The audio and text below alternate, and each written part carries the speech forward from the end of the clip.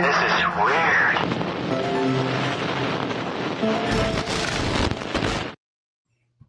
From the land of conjurers, flying through the internet to your device like a UAP, hauntingly unexplained and downright weird.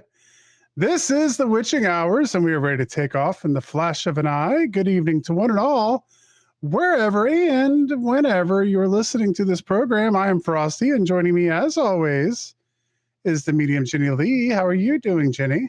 I am loving our new song that you and Linguist put together.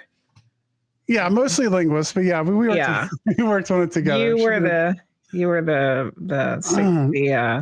I don't know, producer, maybe. The producer. Yeah. I get some writing credits, but yeah, it's great, and it flows into the next part perfectly because they're both made by the same person, and yeah, I really love it. So thank you, Linguist, for making us some new jams. Yeah, we had a lot of fun doing it. We worked on it for a couple of weeks there, and I think we're going to work on some other stuff just to have more music out there. So yeah, it's fun doing it. Well, I'd like to welcome everybody everyone in chat, hanging out. I hope you guys are having a wonderful Monday. That's the only bummer about doing the show on Mondays. Like, it's Monday, but some people are off on Mondays. Monday. Yeah. But it gives everybody something to look forward to on Monday. That's fun.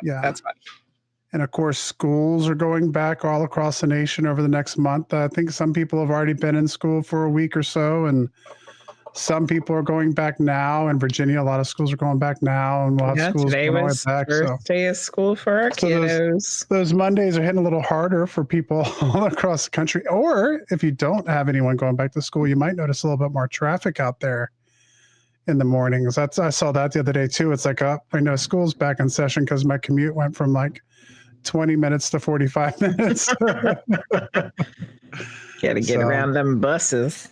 Yeah. So thank you for joining us on the Witching Hours, your home for the paranormal, supernatural, and unexplained. If you enjoy the show, be sure to subscribe on your favorite podcast platform, whether that's Spotify, Apple Podcasts, or anywhere else you watch or listen. And if you're tuning in on YouTube, don't forget to hit that subscribe button and click the bell so you never miss an episode of The Witching Hours.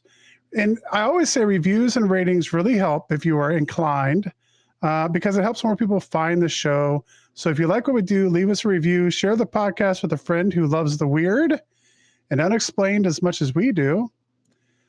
Well, you ready to get into some news, Jenny? Yes, sir.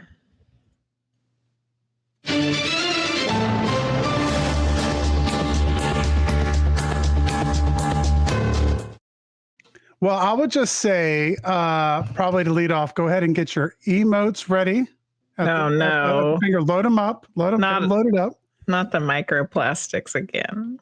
More microplastics. Dang it. A popular cleaning tool might leave your counters sparkling, but new research shows that the household staple is quietly shedding trillions of microplastics into the environment every month. Those pesky particles that just two spoons in your brain soon that just don't disappear. They seep into the food you eat, the water you drink, the air you breathe. Eventually, they wind up in your body too, as we've talked about on this show on multiple occasions. Too many times. And early evidence suggests that they could be doing serious damage once they get there. Scientists from American Chemical Society took a closer look at the so-called magic sponges, popular for their ability to remove grit and grime using water alone. Is it like the magic eraser? Like the Mr. Clean, a magic eraser? Yeah, the scrubbing power comes from melamine foam, a lightweight yet durable plastic that acts like an ultrafine sandpaper to gently scrape away dirt and stains from surfaces. But with every use, the sponges gradually break down, shedding tiny fibers called microplastics in their wake. Well, those things make big plastics too. Yeah, they do. I mean, you're scrubbing with one of those things and the pieces are just falling off. Just start falling off. To get a sense of how much plastic is being released, researchers tested sponges from 3 popular brands by rubbing them against textured metal to mimic everyday wear and tear. What they found was far from squeaky clean. A single sponge shed around 6.5 million microplastic fibers per gram of worn down material. From there, the team turned to Amazon sales data from August 2023. Assuming the average spun is worn down by about 10% through regular use, they estimated that 1.55 trillion microplastic fibers could be leached into the environment every month. Good Lord. I can say, luckily, we don't use those very often. I think we've used them to like scrub like junk off the wall or something, but like not in the kitchen. Yeah. Not where food's being prepared. It's one of those things where, you know, I guess anybody who knows me, we don't talk about it a lot on this show. I'm not, I would say that I believe it's a responsibility for humans to try to be a good steward of the earth. But by no means am I typically like someone who's like, I would say an advent, a huge person who goes out about recycling. Actually, we could probably have done news articles before about recycling and how that can be not such a great thing either. But, the thing about the microplastics is, in this article, it talks about, these sneaky specks can be found in human lungs, livers, kidneys, hearts, brains, placentas, testicles, breast milk. And so, we just don't know what this stuff is doing. And we already had that story about how essentially the size of a human, a plastic spoon's worth. Yes, like if in a our plastic brains. spoon that you eat some yogurt with or something is in our brains. They can't find a clean water source. If you go out to the Midwest and dig a well, you're going to find microplastics in the water supply. Like every water supply has been contaminated with plastic. So it's something to keep an eye on and see. I mean, I don't know if there's getting away from it now, but trying to curtail the amount of plastic in our environment. Anyway, that's story number one. Number two, AOL is ditching dial-up service, a relic of the internet in the 90s and early 2000s. That still exists? Yeah, you could still log on through dial-up through AOL. And it's actually interesting because AOL and Yahoo have combined. I didn't realize that. So Yahoo is under AOL now.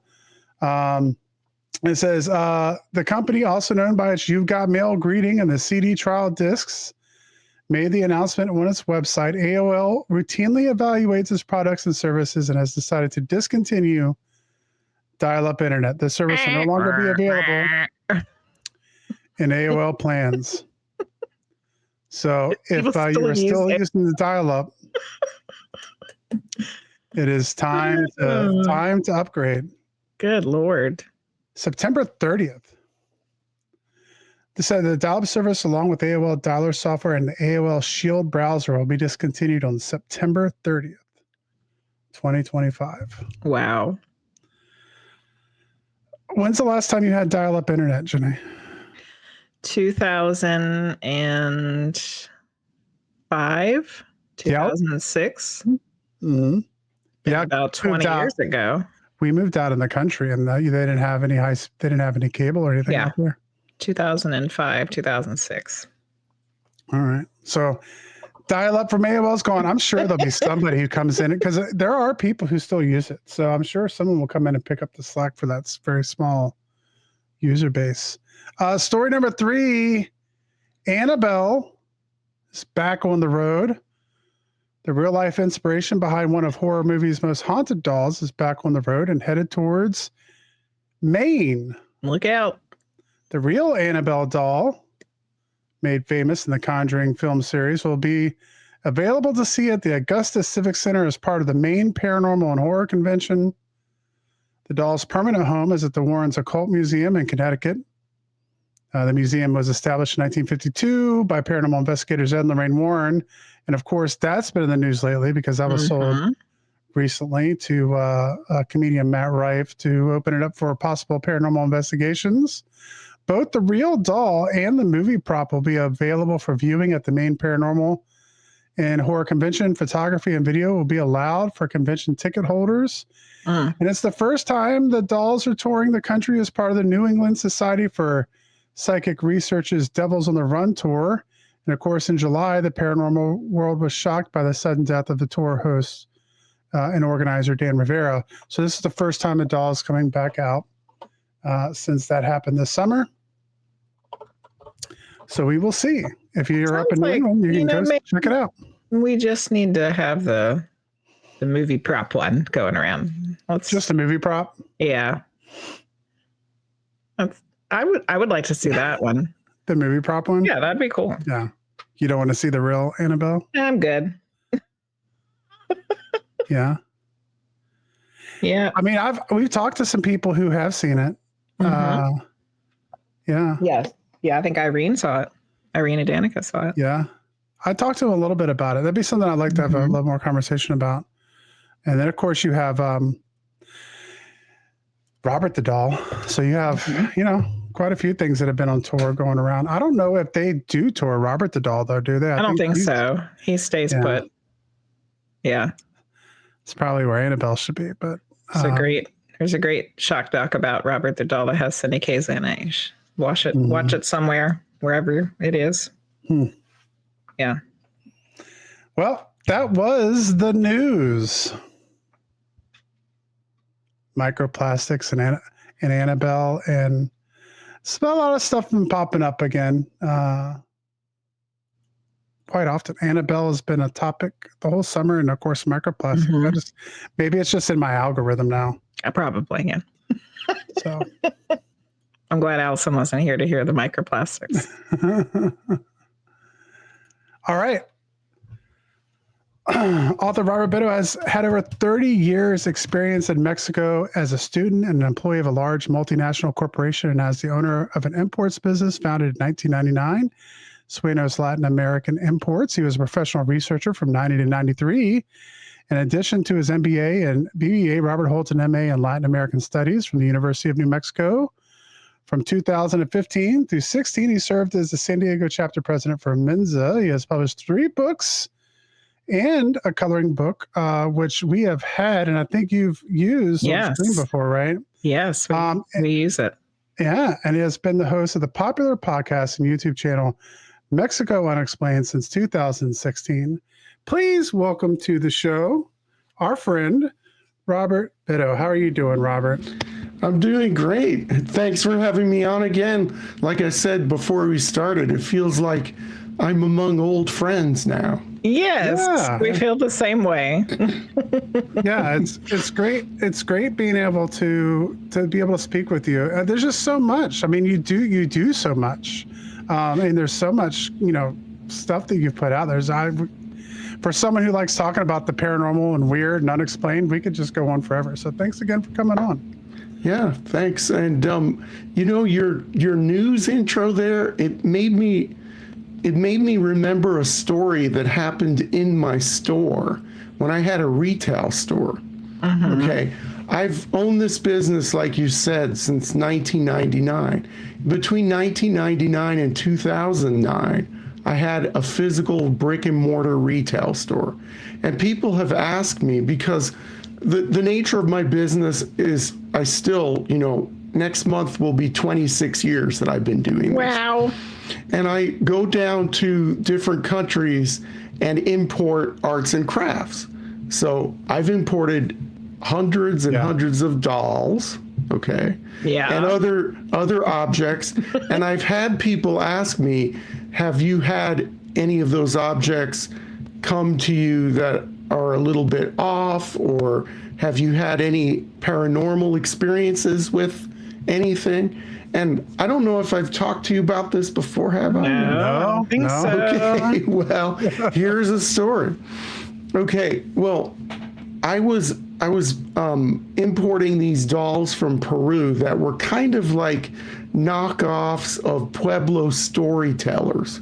Okay, so if you know the tradition in the southwestern Pueblos, New Mexico and Arizona, of the sculpture of a storyteller, a woman, and then on her shoulder and on her sides are children listening to her talk, right? And so in Peru, they were making kind of knockoffs of these storytellers, their own little twist on them. And so I had a shelf of these storytellers, the Peruvian woman and her 6 kids.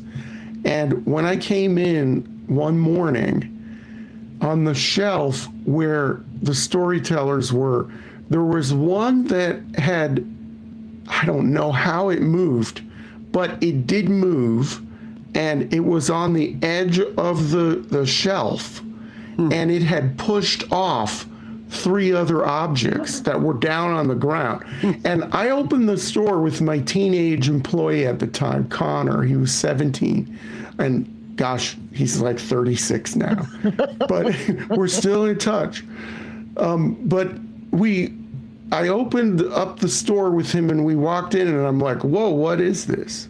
And then this teenage kid turned to me and he said, dude, are you trying to mess with me? You know, you trying to make it look like something, there's ghosts or something in here, dude, you know? And I turned to him and I said, look, this is broken merchandise. Do you think I would break 3 or 4 pieces just to scare you or something? Yeah. This is money. You know, this is money. This is merchandise. And so there's my witness. But yeah, we couldn't figure out what that was all about. But sometimes things would fall off the wall or even kind of fly off the wall. Wow. And I did have a local person who made dolls for me. She was a Latina woman who, she took the bus all the time, and she would make these dolls, and she told me that she put spirits in the dolls. Oh. And one time I was there late. Okay, I was there really late. It was during the busy season. It was 10 o'clock, and I had turned down most of the lights in my store. Okay, and Valerie came trudging along. I mean, this woman, she was a character. She came trudging along, and you know what? She sewed a lot, because she's making these dolls. Her hands were huge. Her fingers were huge. So, and she talked with her hands. So it was like, geez, her pinky was, my thumb was smaller than her pinky. But anyway, so I'm closing down. I was doing most of the work in the back. The lights were mostly off, and I see Valerie standing at the door of my store. There was all glass in the front, and she's looking at her dolls on the shelf, and she's talking to them. Oh. And I thought, and I had no idea that she was doing that she would show up randomly to the store. Oh, this was like a regular thing. Yes, because I asked her later. I said, because she would come. She had this Mexican shopping bag full of her stuff. I don't know. She'd drop it on the floor and just boom. I don't know what was in that bag.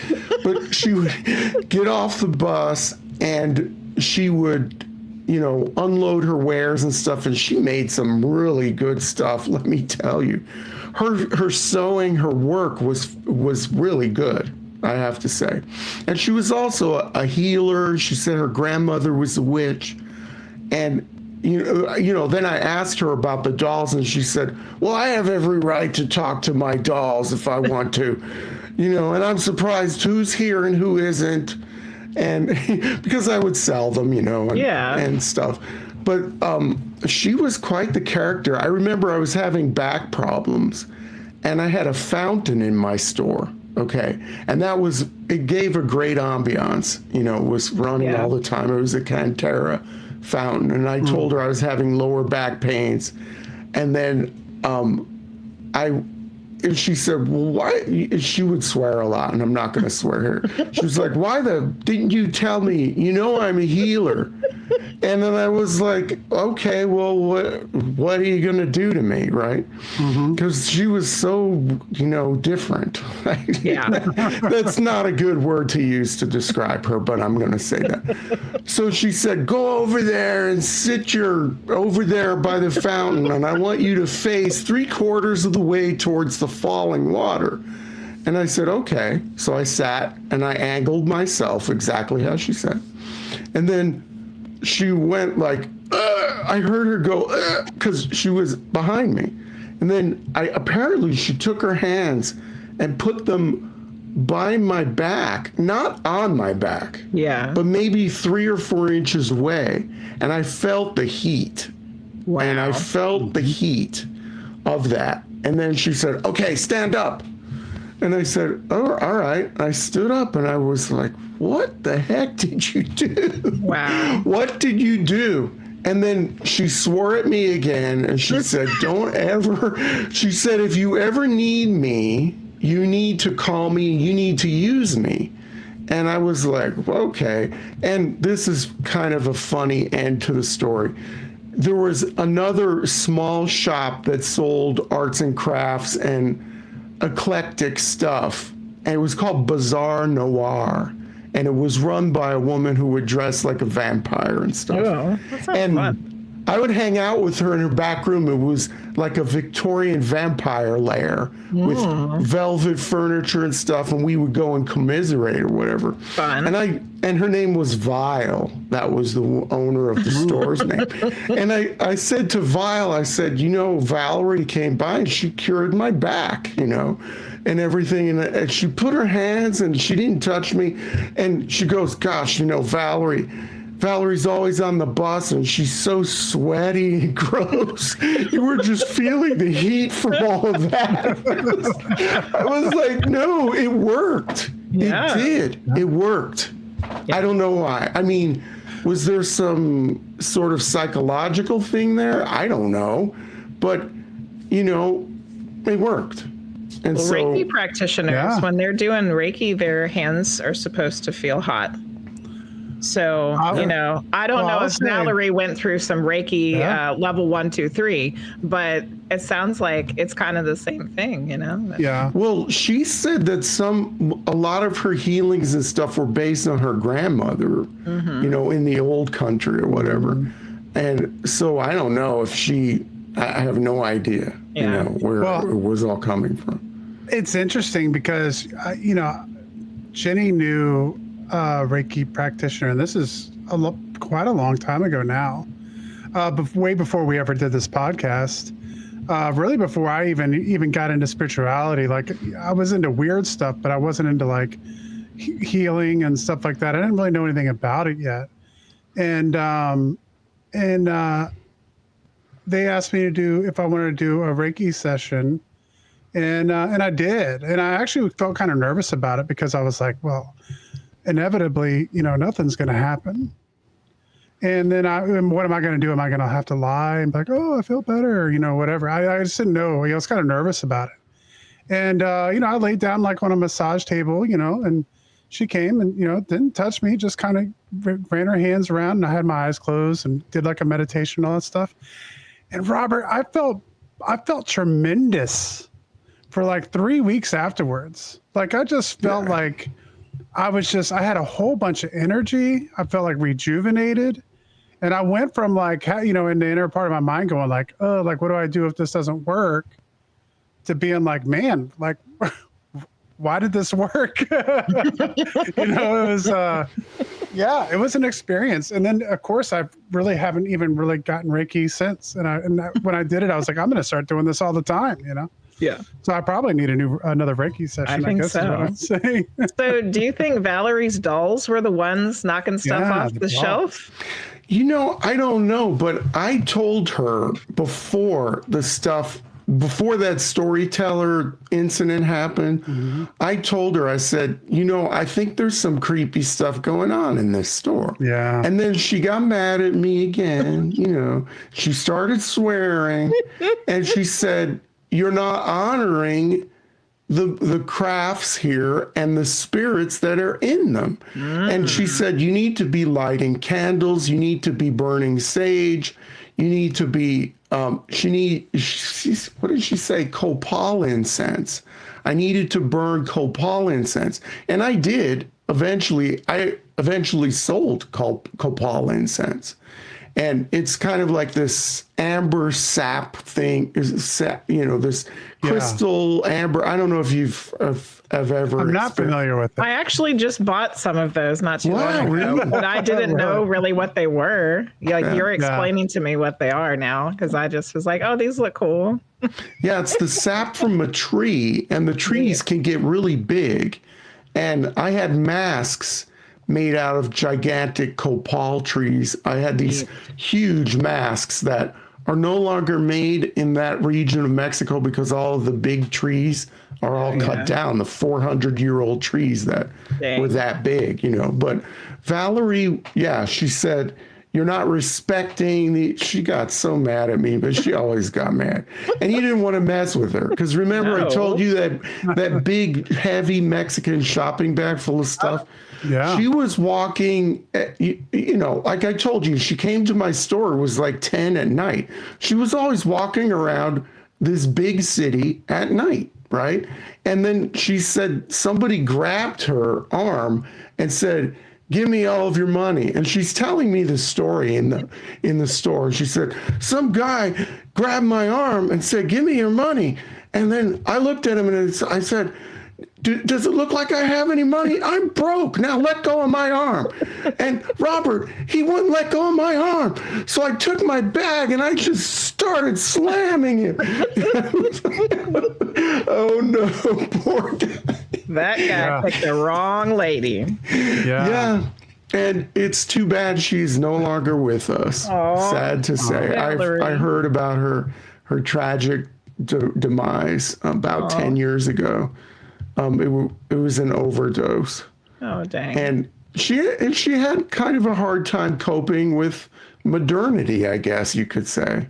You know? And she was like the witches in the stories from Mexico that we've talked about before. Yeah. And I've mentioned on your show before that the witches are always, the stories of the witches always start with a woman who's marginalized. Yep. A woman who, we talked about that last time you were on. yeah, a woman who's marginalized. And Valerie fit that, you know? Yeah. Mm-hmm. She never fit in with our life here now, you know? In another time, in another place, she probably would have been revered as, you The know, medicine woman of the village or whatever. yeah, exactly. Yeah. But, oh well. Well, I'm going to light an incense for Valerie right now. there we go. There you go. You can show them It's to a us. Maya Copal incense that's just been sitting right here on the top of my incense pile, waiting for this moment. I think you're right. It was waiting for this moment. There you go. And that's Synchronicities. exactly the incense that she told me that I should be burning. Wow. And then I eventually started to traffic in that. But I was selling the sticks like that, but I was also selling the chunks. You can get the chunks of the sap and put them in a little crucible, what they call a comal in Mexico, you know, a little bowl, a stone bowl. And then you just light them and, you know, it burns. That's really neat. Wow. Yeah. I feel really weird right now. Like that was all supposed to happen exactly like that, you know? Yeah. You never know. Well, I love your story about Valerie. I mean, I would have enjoyed getting cussed at by her too. And, you know, one time she came into my store and she went around like really in a frenzy, pulling things off the shelves and putting them on my counter. And remember, I told you, well, she even said herself that she was broke, right? She said to the guy that tried to get the money from her, you know, do I look like I have money? I'm broke. Well, she was putting stuff on my counter and the total of everything came to like $800 worth of merchandise. Wow. And she pulled out a wad of cash, and some wealthy woman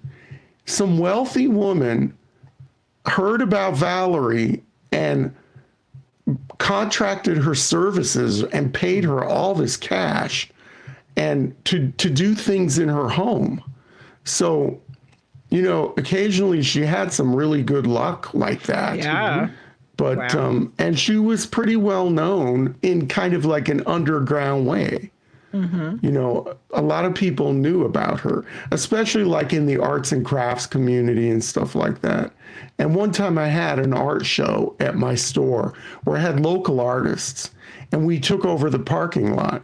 And she was there and she was going from table to table criticizing people, you know, saying you're using that image of Frida Kahlo and that's someone else's work and you shouldn't be doing that. You should tap into your own creativity and be creative and make something new, and you shouldn't be doing decoupage and you know. Yeah, I think me and Valerie could have got Yeah, along. there you go. And then people were like, who is that woman?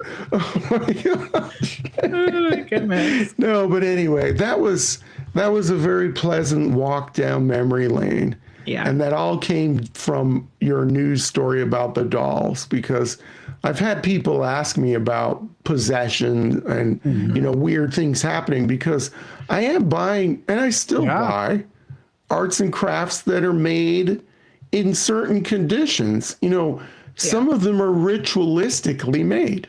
Yeah. And so with the ritual, they're singing songs that they're supposed to sing when they make, you know, this certain type of pot or whatever. Yeah. And so that can infuse something into these pieces. I have a story that goes along with this. I went to Guatemala for spring break during a college year. And while I was there, we walked up to the top of a mountain and I bought this jaguar mask, handmade from wood, from a guy at a folding table. And I brought it home. And lo and behold, I believe what is a Maya priest came along with it. And he's been one of my spirit guides ever since. Well, the jaguar is a very powerful animal in most ancient Mexican cultures. I'd say every single one. Yeah. I mean, the Aztecs had jaguar knights that went to fight. They were the elite, the elite fighting force. And even going back all the way to the Olmecs, we're talking 2500 BC, we see jaguar figurines and, you know, artistic representations of jaguars that represent power, you know, so it's a very powerful image throughout. Yeah. Very, very interesting. So just a follow-up question about that story. So after you started doing what Valerie suggested with honoring the spirits in the objects, did you notice a change in the activity in the store? No. And, you know, well, things would still happen. Things would fall. But you know what? I don't think it's one size fits all. That's why. That was the whole thing. Yeah. You know, she gave me this blanket prescription. It's like certain drugs or certain injections don't work the same on different people. Yeah, you know, it's the same thing. I think she was giving me so to speak, a prescription that may have helped with some of the stuff. Yeah. But not everything. But not all the stuff. That's right. Yeah, and it's crazy because just thinking about all the stuff that, you know, you would buy and bring back. I mean, there's so many stories of people, you know, buying secondhand objects, even just going to antique stores and bringing stuff back. So I can imagine that there's, and yeah, it would have been interesting. I had 3 retail stores. Okay. And this was in Phoenix, Arizona. I moved, you know, twice. I had one and then I moved to another and I moved to another. And the second retail store that I was in, I was robbed at gunpoint. And a customer found me. It was one of the most horrific experiences I've ever had. But there was a lot of stuff going on in that place too. And I had a sensitive, she called herself that. She said she was a sensitive. When I moved to my next location that had a lot of natural light, it was bright, it was in a better location, she said, you know, I'm glad you moved out of store number 2, the store where I was held up. She said, I was so glad that you moved out of there because, Robert, honestly, I couldn't go in there anymore. It felt like the walls and the ceiling were coming down in on me whenever I went in there. And she said she had sensed some really bad things that had happened on that location. Like, I don't know what. And she didn't want to go into it. And her feelings were so powerful that she didn't even want to continue the conversation with me in my new store. And I was like, well, you know what? I kind of agree with you after what happened with me. And then the other things that I saw, crosses would fall off the wall there all the time. And some things would fall off. I mean, I couldn't believe sometimes I would walk in the store and there would be something that I had hung up really high, made out of clay, that would be laying on the ground. It didn't fall. I mean, unless it was some miracle. Right, it would have shattered into a million pieces. But there were things like that were happening. And that store, when the lease was up, I was very glad to get out of there, Yeah. And locations definitely hold energy from all the things that happen there. So, and when there was a billboard on that property, no new billboards could be built in Phoenix after a certain time. So there was an old billboard that was over that building, and there was what would you call it? The thing connecting it to the ground. It was like on a cable or something. No, it was on like a big stand, I don't know how else to say. So it was on this big stand, and it was a really old billboard. And because there could be no new billboards made in or permitted in Phoenix, they refurbished this. They they basically tore down the old one and put a new one. And when they were digging the post, this gigantic post for the billboard, that's, I don't know how else to describe it, but when they were digging that post in the back of my store, in my back parking lot, they hit a series of bricks. And, I asked the owner of the building. The owner of the building, it had been in his family since the 1920s. And I said, what's with these layers of bricks? And it's really damp, and it's Phoenix, so everything is dry, right? Yeah. They hit those bricks and it was damp and musty. And it was like, I mean, it was 100 degrees and whatever outside and dry, but it was dark and just like, ugh. When I saw that, I got a bad feeling about that, but I don't know what was on that site before. But anyway. Well, that's interesting too, because, sometimes people, we forget. It's like, oh, well, like this place, I get a weird feeling from it, or we think it's haunted, but it doesn't make any sense because it's new, like a new house or whatever. But it's like, that land's been around for a long time. What was there before? Forever. Because one of the most haunted places we ever lived was a trailer that had just been moved out there to this land. Like the trailer was brand new off the lot, and we were having lots of activity. And I was like, why? Why? Yeah. How could this thing be haunted? It's only like 3 years old. Not the building. Yeah. Sometimes we had a question for you from Luce. Luce is learning about the Otomi, is that how you pronounce it?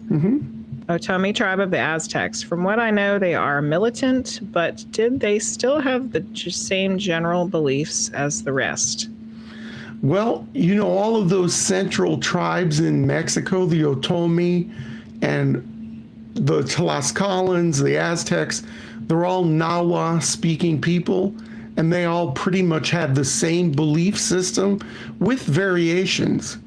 And there was an emperor. The Otomi were conquered by the Aztecs, and a lot of those other groups around them with similar belief systems were also part of this vast, expanding empire.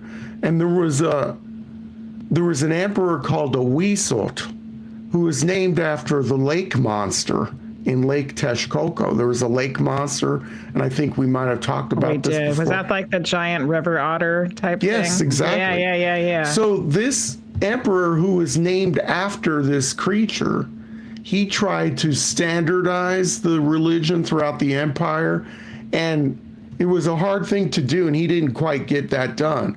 And so that's why when people ask me specific things about gods, like what was Quetzalcoatl for?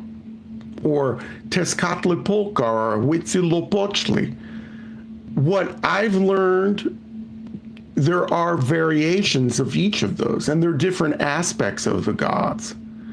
So, it's the Aztec gods, the gods of central Mexico, are very complicated because there are a lot of different variations to the stories.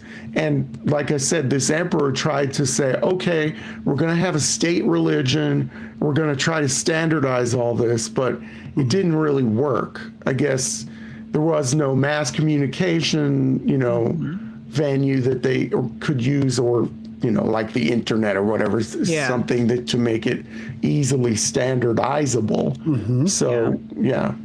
Well, even like from your experience of traveling to Mexico over the last 30 years or so, or even more than that, because you lived there and you went to school there and stuff. But it seems from our conversations with you that even today, there's like all the little places in Mexico can be very different from each other, and like they have different beliefs, or they have different cryptids, or they have different, so even now it seems like it's hard for there to be like overall information or belief system. So I can imagine then it probably was the same or worse. And that's where Mexico Unexplained comes in. Yeah. Right?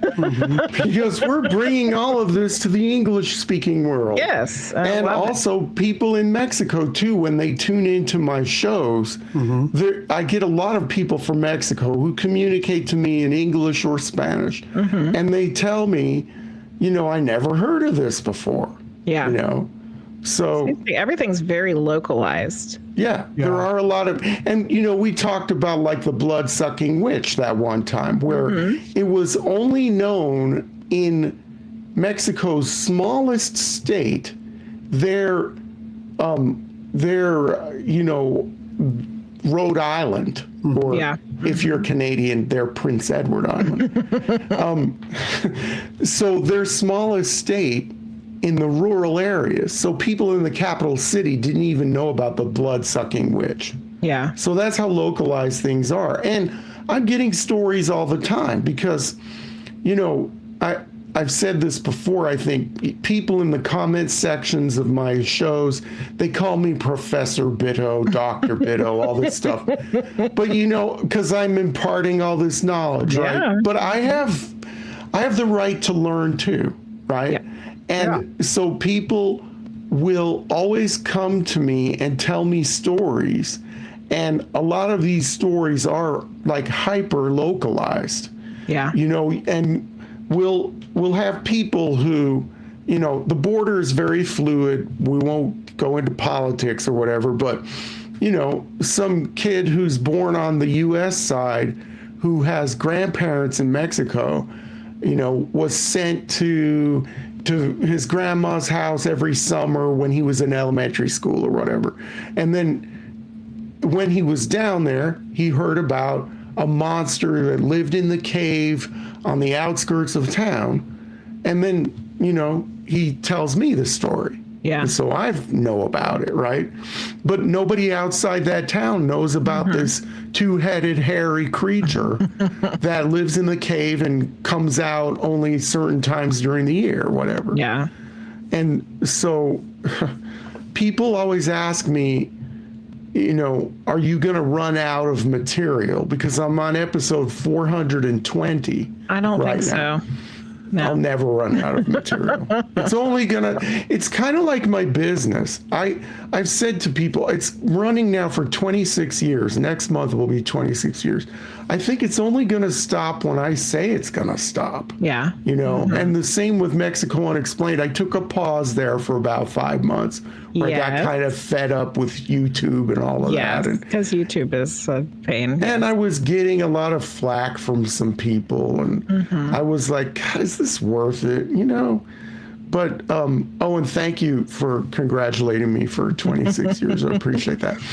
No, but so the source material is never ending, and people in North America, people in the United States, it's kind of sad for me to see people go over the same things over and over again. Dogman, Bigfoot, 30 Days of Mothman, I saw somebody do, or something. Yeah. I don't, and it's like, okay, there's got to be more stuff out there.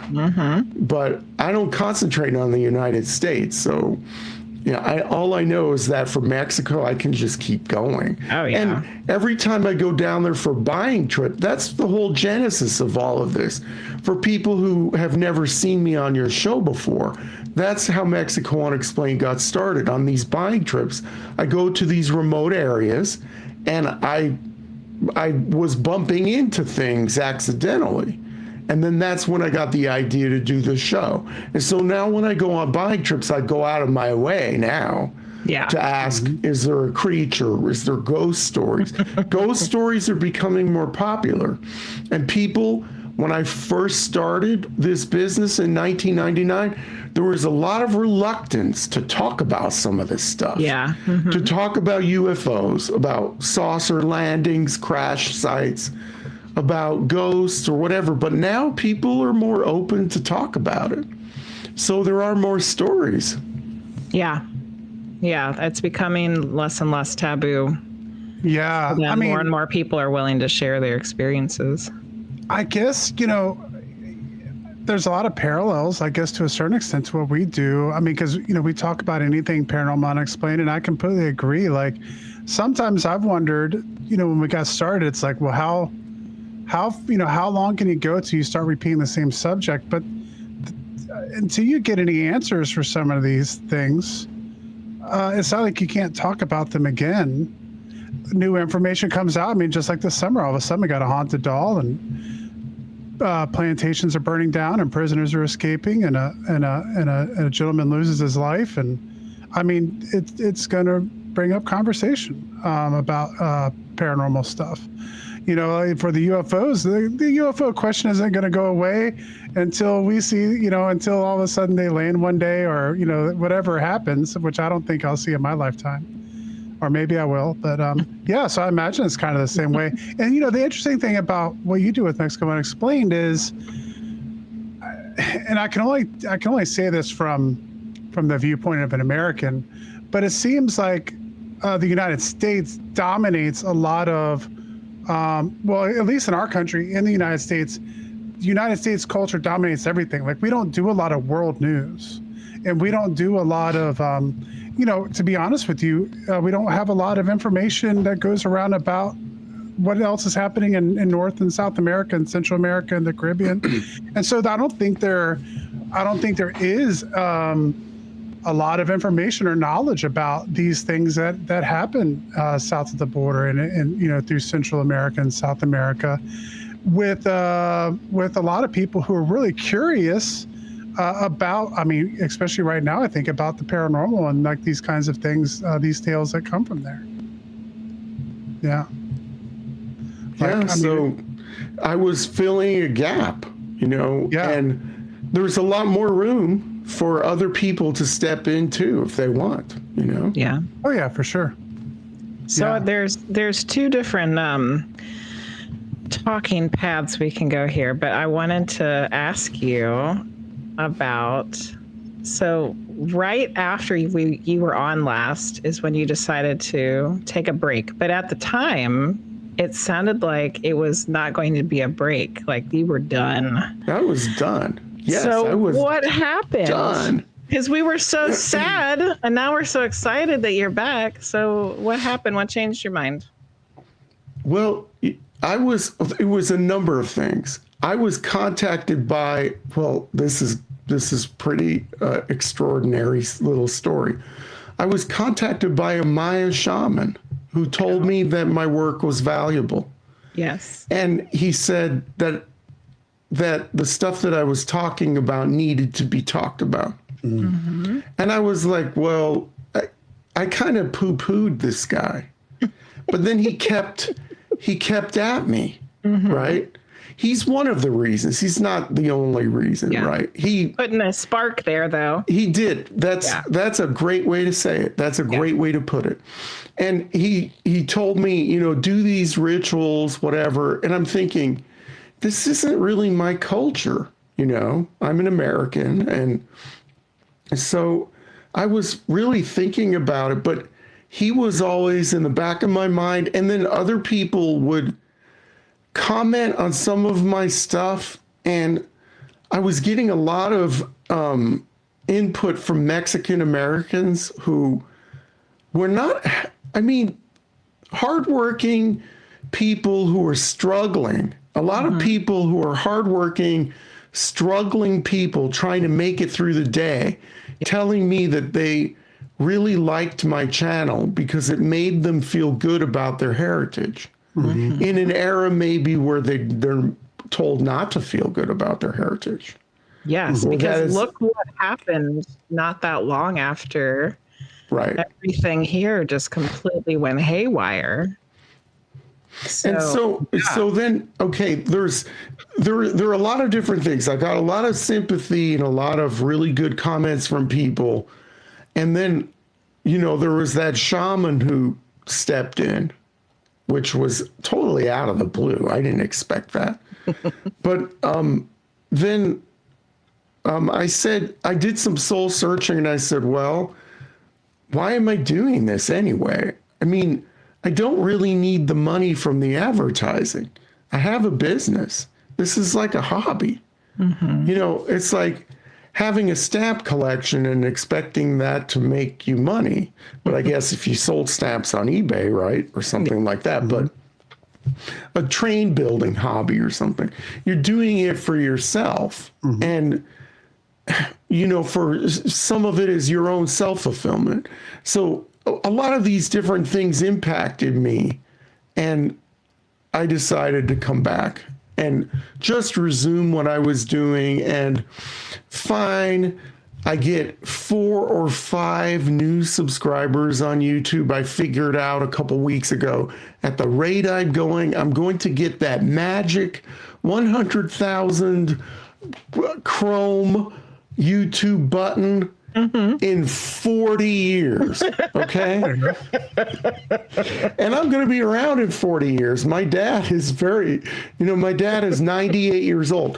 So in 40 years, I'll still be here. And who knows, I might get that YouTube, you know, Chrome 100,000 subscribers mark. There you go. And so I said, forget it. I'm not doing it for that anymore. No, you can't. And I'm not doing it because I used to watch my revenue. I used to be like into the, you know, the back door of, you know, all of the stats for YouTube. Yeah, because you're looking at it like you look at your business.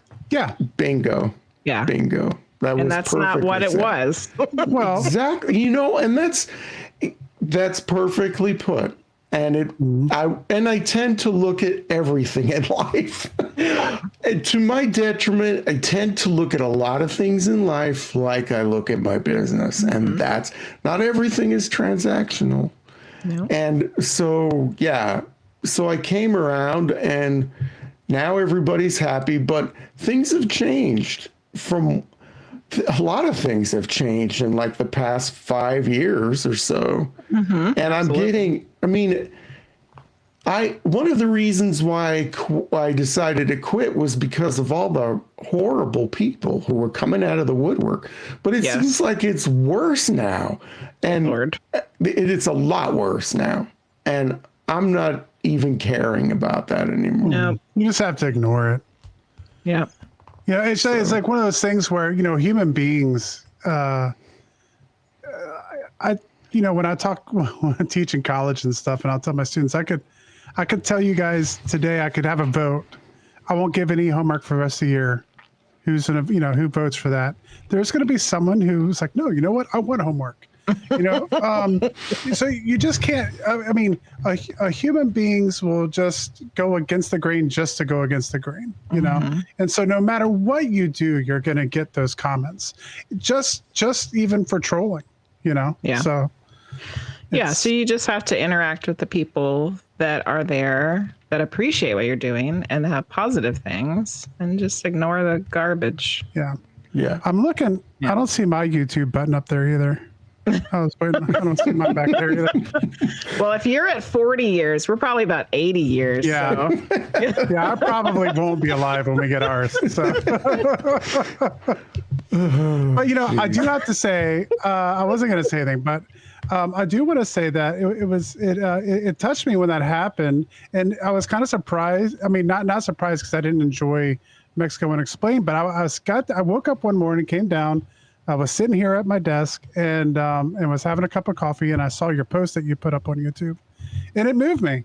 It did, and I wrote you an email, just to let you know that it did, and that I was going to miss the show. But I think almost any content creator, unless you're Joe Rogan or Linus Tech Tips or someone who's made it hugely into what they do, can identify with that though, because we all go through those. Even you're not supposed to, and you do it because you love to do it.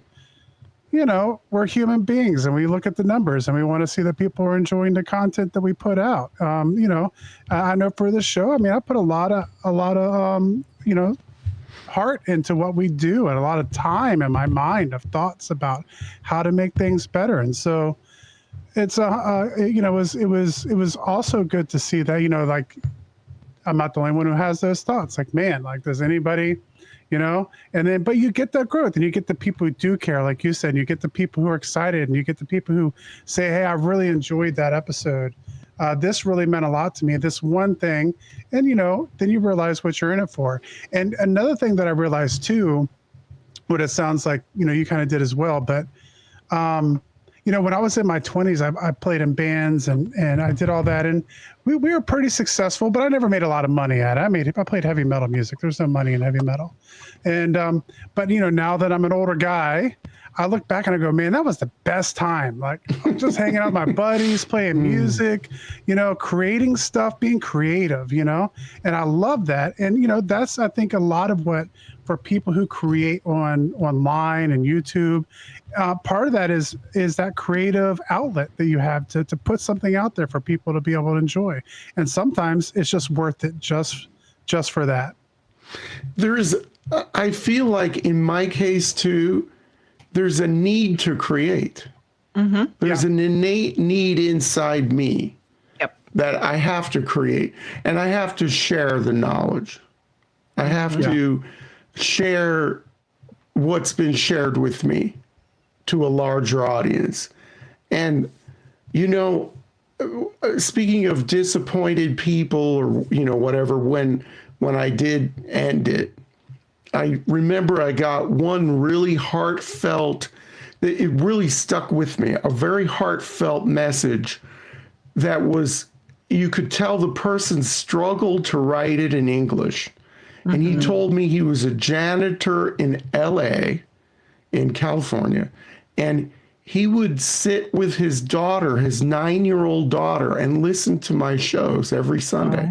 Cool. And he said that was a way for me to share my Mexican heritage with my daughter, who was born on this side, who is growing up to be American. And he asked me to please reconsider, because that was father-daughter time, and that was also part of her learning, Yeah. And that really stuck with me, that specific message. Isn't it amazing when you're just like creating to create and doing what you're doing because you're enjoying it, and you don't realize the impact that it has on the people that are participating in it? Like, And I think that's a good reminder for a lot of people out there. If you're listening, wondering if your stuff matters, it does. It does. It really does. And, we don't need to have a George Bailey moment, I'm thinking of It's a Wonderful Life. Yeah. What would what would Bedford Falls be without me? Just do your Mr. thing. Potter. Just do your thing. Be creative, share, whatever. And so, yeah, I'm glad that I decided to come back. Yeah. A lot of people are. Hopefully. There we go. All right. So if you've snuck in since the beginning of the show, just do a little reset here. Welcome in. Tonight we're talking about Mexico Unexplained with Robert Bitto. We are talking about all kinds of stuff, and we're about to get into some more. If you are watching the show or hanging out with us now, then you already know Medium Jenny Lee. But did you know you can book a private session, explore her spiritual services, or check out her latest content all in one place?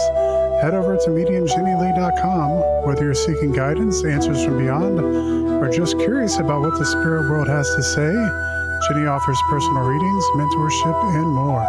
Don't miss your chance to connect directly. Visit mediumjennylee.com and take the next step on your spiritual journey. Your journey to the weird is just a click away. If you have a question, you can put it in chat if you're listening live. And then I also wanted to note here links that you can check out. Mexico Unexplained, YouTube. Go over there, type in Mexico Unexplained. It'll pop right up. And there is a ton of content there for you guys to be able to check out and find out all about all kinds of different things about Mexico. Let's see. Which we're going to talk about in a little bit. Cut down the 40 years a little bit. Maybe shave off 10 years or so. Yeah. And then you can also check out MexicoUnexplained.com to get all that information because, I guess one thing we can talk about a little bit is you have previously published 4 books and you were getting ready to publish the 5th. Is that right, Robert? Well, I published 3 in the Mexico Unexplained universe. Mm-hmm. I also have a book out there. My 4th book is a business book because as you mentioned in the beginning, I have an MBA and I worked in corporate America. So the book is about corporate America. The other 3 books are, part of what I call the Mexico Unexplained universe. There's Mexico Unexplained, the first book that I wrote in 2017. And then Mexican Monsters, that's my most popular book. That outsells the others like 3-1 or whatever. And then the third one is called Mexican Miracles. And that's mostly it's a religious book. And it covers everything from formal Catholic saints to folk saints and folk beliefs and things like that. And the next book is called Mexico's Hidden History. And as I say in the back cover, history isn't always written by the victors. It's written by people who ask the right questions. Mm-hmm. So there is a lot out there that can be uncovered that is not in, regular mainstream history books. And so that book, that'll be out in the end of October. And that covers a lot of unsung heroes and events and things that people have never heard of with regard to Mexico. I like that a lot because in America over the last 10, 15 years, there's been a push to uncover the enslaved people's history, looking at history through a different lens and finding the history of different peoples than just, what you said, the victors or the people that are running the things. People in power. People in power. So that's really cool that you have dug into Mexico's side of that as well. Yeah, and once again, there are a lot of things to look at. Mm-hmm. Just like the paranormal and creatures and all of that. There are a lot of stories that are out there that should be told, I think. Yeah, absolutely. So one of the things we wanted to talk about more on this show, we haven't even got to yet, except for a tiny little bit, was we wanted to talk more about the deities and gods and goddesses of Mexico and current or, of course, ancient history-wise. We talked a little bit earlier about the Otemi and the Aztec and Quetzalcoatl and stuff, but maybe just give us a few and what, some interesting information, or pick one. Well, yeah, this is the deities of topic. ancient Mexico. This is, we could talk for weeks on that. Maybe pick your favorite one. What's your favorite one? Geez, I don't know. Well, Quetzalcoatl, I guess, it's everybody's favorite. And some people think he was a real person. There's a lot of myth connected with this, and there's religion, myth, and history connected with this feathered serpent, and that goes into modern times. Okay, so he supposedly came from the east. He's associated with Venus, the morning star, and he came to Mexico. We're talking in the religious aspect here, and he had various functions and various aspects of of himself. Like, he is associated with Ehecat, who is the wind god, and scholars and people who study religion don't know if those two should be separated, if one is an aspect of another, so it can get confusing.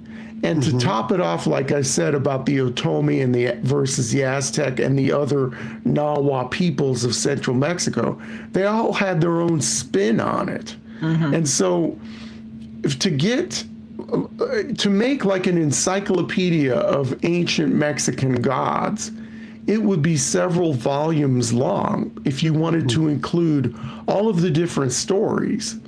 So yeah, they're very complicated to talk about.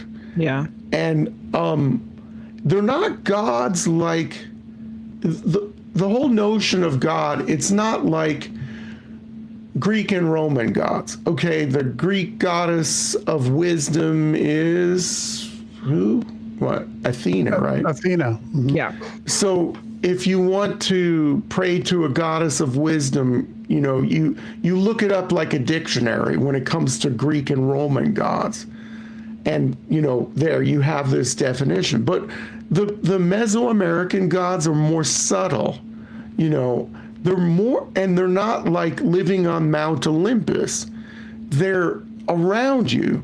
Like the female moon goddess, you could feel her if you're a pregnant woman. There's a lot of people who have said that, a lot of women who have said that. I have felt the moon goddess. And it's kind of a feeling. It can be a feeling, anything from a feeling to some sort of personification. So they're very complicated to talk about, and they're hard to grasp for Westerners who we have this kind of, I guess it comes from the Enlightenment. And then also, the classical world, where we want to try to categorize things. Yes. And things have to be defined. And with the Mesoamerican gods, there are some that are pretty defined, but then there are some that have aspects, and there's some feelings that you may have that, that's Huitzilopochtli. That feeling that I just had, that spirit, that essence is in me for a second. So it's kind of complicated to talk about. I don't even know if I made any sense. It's interesting because as a medium, it's all making sense to me. Oh, good. Well, it kind of, and see, like, a little bit of, that you said there that was interesting is like I took an interest in Norse mythology, I have some ancestry there, so it's something I got into, and I read runes and stuff like that. Cool. But it doesn't sound that. It sounds kind of similar, actually, in a lot of ways. Like this belief, as opposed to like you were saying, like a more modern idea of religion in America, coming out of the Enlightenment and stuff like that. You know, Jefferson's Bible and things like this. Get rid of the miracles. You know, to go back to the older way that those gods were thought of, they were a part of your everyday life. Odin was around. The ravens were kind of checking out on things. You know, Thor was, you know, creating the lightning that you were in. You know, like all these things were things that you could be in touch with that were around in the world. That sounds kind of similar to what you were discussing there.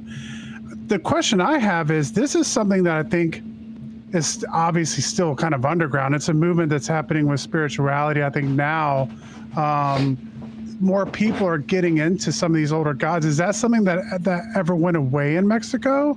Or is it something that people are starting to go back to?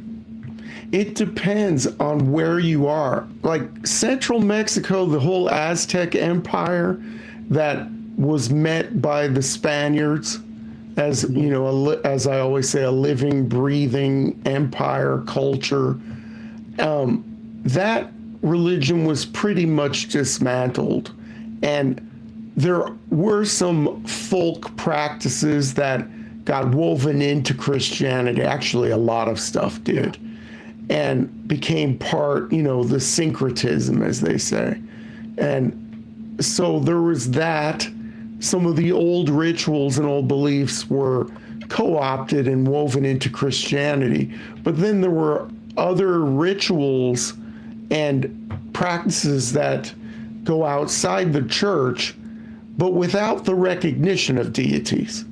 All those old gods are gone. I mean, it's not like somebody who sprinkles pepper around their house as part of a ritual. They're just doing it because their grandma told them to do it and her grandma told them to do it. They're not doing it because it's to honor the god Tezcatlipoca or something. All of those gods were dismantled hundreds of years ago.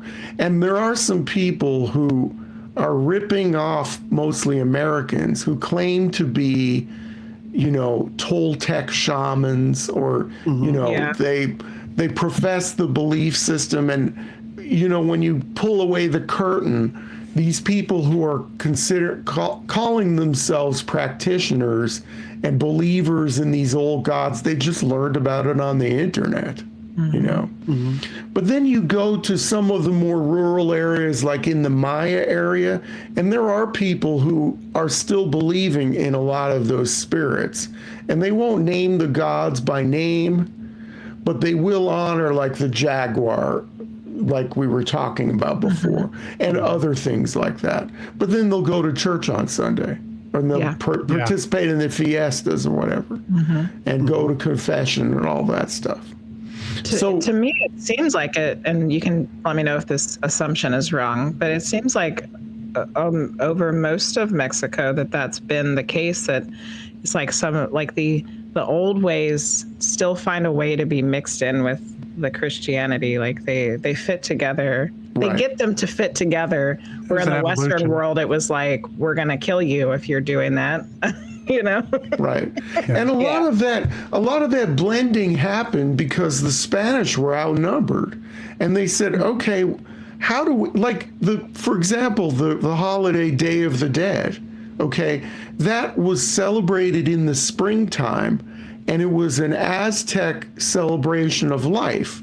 And they made skulls out of cornmeal and blood.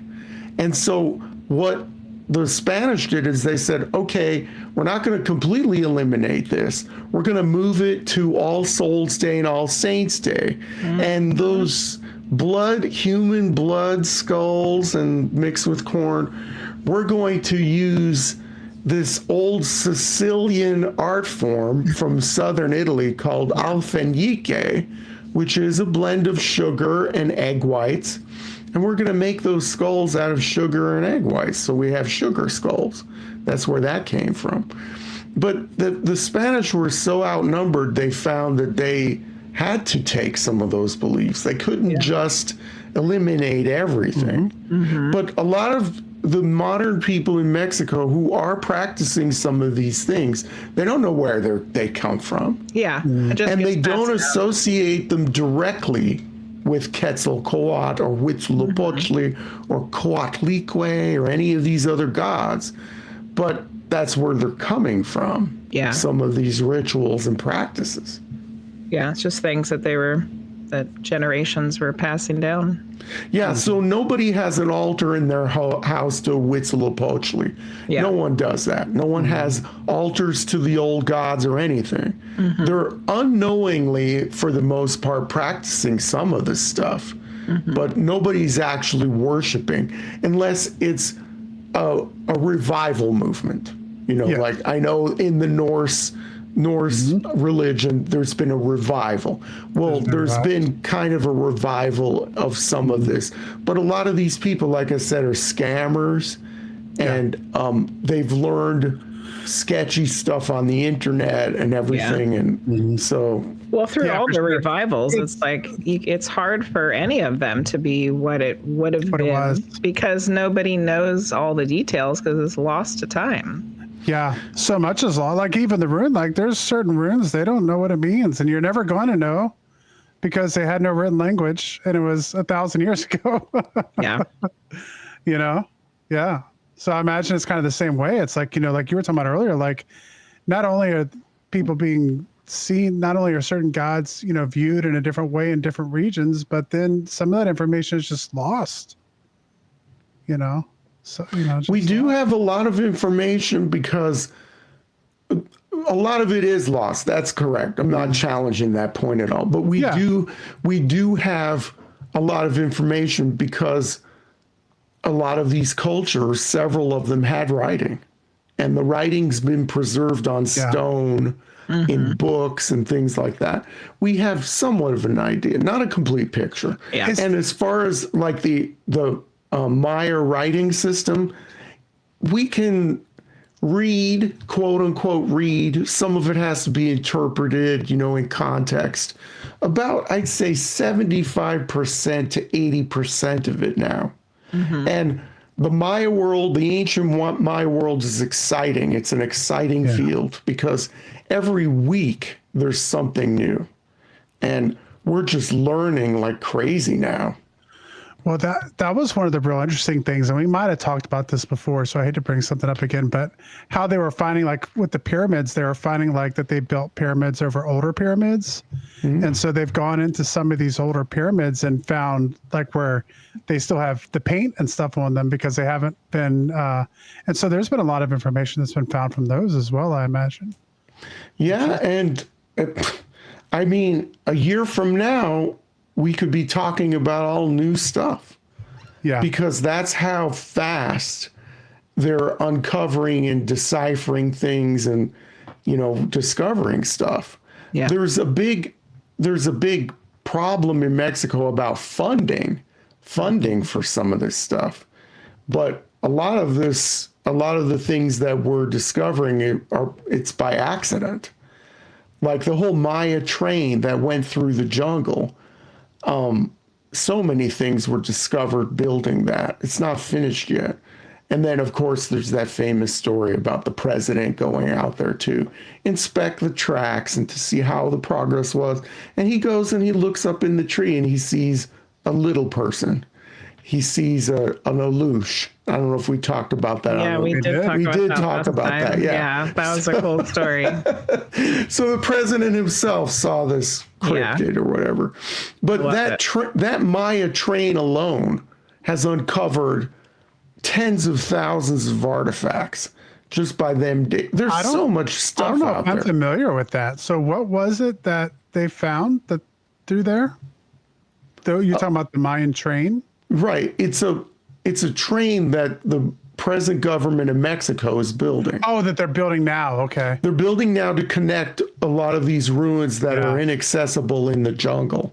Gotcha. So you could buy a ticket in Cancun and then take the train all the way, you know, the Chichen Itza, then to all of these other ruins. It's going to be great when it's done, I think. But Oh, go But ahead. yeah, they're laying the track and everything. Oh gosh, let's all stop again. A Yeah. lot of it's been halted because they're finding just crazy stuff. Yeah. So I know they Love have it. found like way more ruins than they thought even was imaginable, and they're finding like huge, like metropolises essentially, like especially down in like the Amazon and stuff down in South America, and like the road networks that they've been starting to find out have been amazing. And I was reading an article the other day about how there was some kind of connection between Mexico City and Cahokia in North America, where they think there was trade, and so the networks that existed in the Americas, is something I think that has really been underestimated in Underestimated. history. Hmm. I Yeah. think that was Mexico Unexplained episode number 410. That might have Yeah, been I did it. a show on that. Excellent. There you go. Yeah. Go listen to it. There you go. Make sure you subscribe while you're over there. Well, you know what? I had an archaeology professor. I was, all those degrees you mentioned or whatever. In the late 90s, I was going to give up corporate America. See, my imports business was plan B. Plan A was for me to become an archaeologist. And I was taking classes towards a PhD. And that never worked out because I never got accepted to any of these programs. It was just Dang. bizarre. And I said, okay, I can't keep doing this forever. So I can't be in limbo as, a PhD student forever. So then I started the business that I still own now, right? Yeah. But I had this old professor, Professor Cogill. He was an expert on Teotihuacan. And he was a grumpy old professor. He looked like Santa Claus. And Those are the best kind.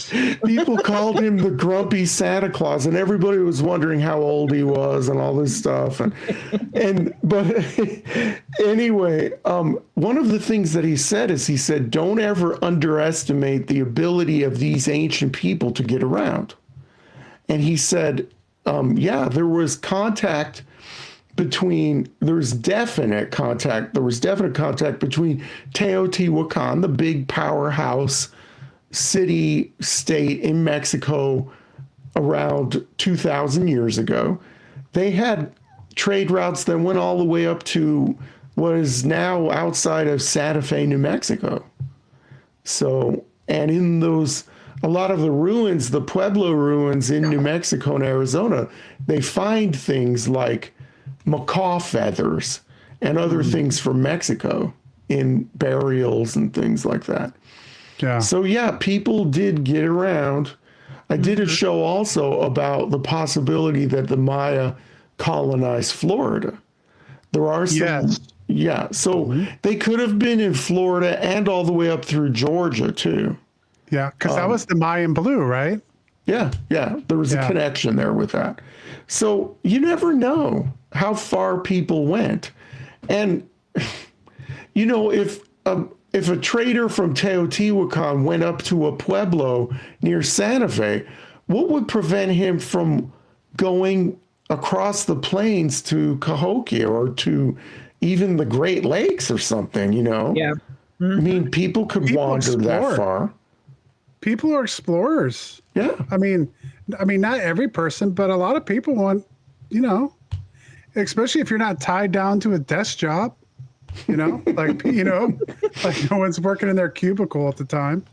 There were bureaucrats in ancient Mexico. There were bureaucrats And there's to run plenty all of these artisans. cities. Artisans could, tied to their chisel and hammer or whatever. Yeah, I mean, but a lot of these people are trading. Well, it's funny with the synchronicities because I was just having this conversation yesterday about. I firmly believe now that this idea that like of Columbus or even the Norse coming to America, like all these things that are held in high skepticism, I just think it's time to end that. Like the Chinese anchors that they found, things like that. I firmly believe, like you look at these periods of time, we're talking about thousands of years, and you go all the way back to Paleolithic and Neolithic. humans were just as intelligent as we are today, if not more so to a certain extent when it comes to like the knowledge of nature and working with your hands and things like that. And you're telling me they couldn't build a boat?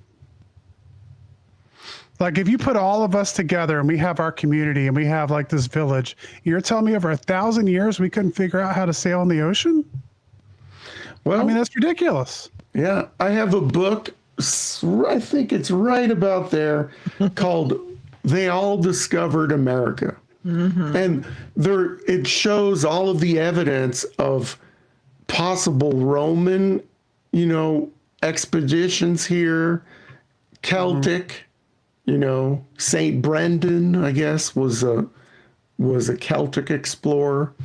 And there was even a possible Roman artifact. I did a show on this that was discovered in an archaeological site in Mexico. It was a head. And one of my viewers who is an archaeology student who specializes in ancient Rome, specifically the eastern part of the empire, he said that head looked Dacian. And Dacia was the province that's now Romania. Wow. And so he said that's a Dacian head, he told me. I was like, oh, nobody said that in anything that that was once again an opportunity for me to learn, from somebody else. But he just happened to see my video and he was intrigued. And when he saw that head, he's like, yeah, that's Dacian. That's from the eastern part of the Roman Empire. Wow. So how did it get there? It Was in a pyramid. They were digging into a pyramid. Yeah. And then they found a cache of stuff in the middle.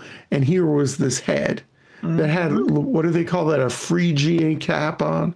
It's almost like a Smurf hat or whatever. And so, yeah, I don't know. People did get around. We don't know to what extent. Or who. So, yeah. Yeah, it's interesting to think about those things, but they definitely was more travel and all those highways that are crisscrossing the Amazon and up, like we said, Cahokia and even just Cahokia is mind blowing. It is. I think that there was a city, a metropolis in North America that rivaled the size of London. I mean, not because the people weren't capable, but just because no one ever thought that it could actually exist. Like, like going up through school, I never learned about Cahokia. And then all of a sudden you find out there's a city the size of London, that existed, just before, the colonists started coming over. And that's why we don't know about it. Absolutely amazing. Yeah, we have no idea. I mean, I grew up in New Mexico, okay? And sometimes we would go off into these Indian ruins, like Anasazi ruins. I mean, people always say, oh, well, there are no ruins in the United States or whatever. Some of these old pueblos are magnificent. They're huge, multi-story buildings. You're blown away, actually. I mean, I couldn't believe roads that are huge roads that are wide. Why are these roads like, 6 lanes wide, according to our modern, way of measuring things? Why would you need a road that wide? You're riding on woolly mammoths, maybe. That's my guess. But yeah, I don't know why there's so much hidden stuff like that, but I know. Whatever. And then if it doesn't fit into the standard, nobody wants to hear it. Well, it's still that same way with the mounds. It's like, you get any information and all of a sudden it's, if it doesn't fit nicely into the narrative that they've developed, and, I get it to a certain extent, being someone with a master's in history. I mean, I understand you have to have evidence, but I just think it's really difficult for people when you've spent that much time creating a narrative to go, okay, well, this part of the narrative is wrong. So, and you can't say, well, what is the answer? I don't know. People don't like saying, I don't know. Yeah. They don't like saying, I don't know. They got to have the answer. So I'm okay with it. We're down to the last 2 minutes already, guys. How did this happen? I know. It always goes by so fast, doesn't it? Yes. So Robert, As we're in the last 2 minutes, please tell everybody where they can find you one more time, and also when they can expect your new book out. Well, the place that I always direct people to is MexicoUnexplained.com. MexicoUnexplained.com is like the clearinghouse for everything.